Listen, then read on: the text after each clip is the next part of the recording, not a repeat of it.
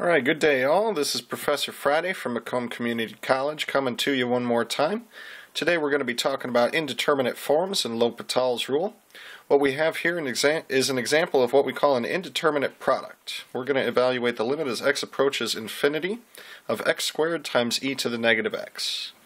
Now, as x approaches infinity, x squared is going to be approaching an infinite value, whereas e to the minus x approaches 0.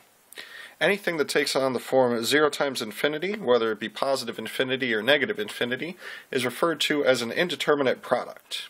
It could be 0, it could be infinity, we're not really sure. The trick is that we're going to be using algebra to turn our limit into an indeterminate quotient so that we can apply L'Hopital's rule. Now the technique that we use here is referred to as force of fraction.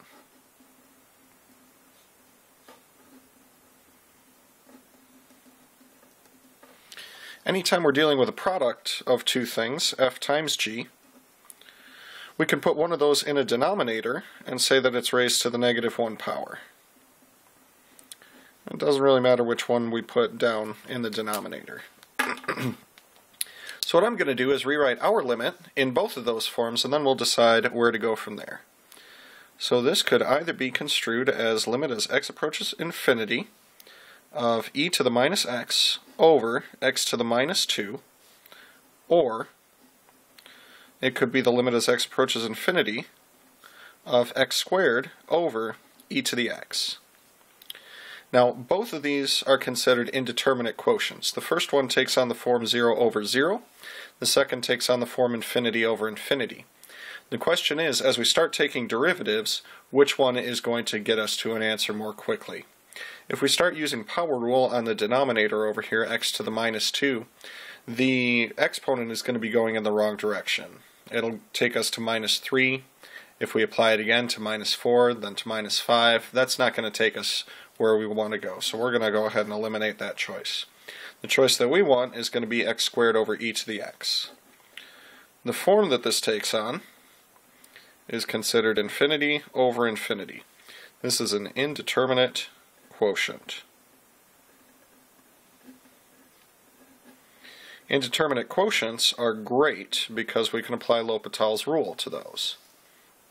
So, applying L'Hopital's rule, we take the derivative of the top function and put it over the derivative of the bottom function. Derivative of x squared is 2x. Derivative of e to the x is e to the x. If we were to allow x to approach infinity in this form, we still have infinity over infinity, which means that we can apply L'Hopital's rule again. So we'll point out at the last step, we applied L'Hopital's rule. We'll use L apostrophe H apostrophe S for L'Hopital's rule. Now we're going to do it again. L'Hopital's rule again.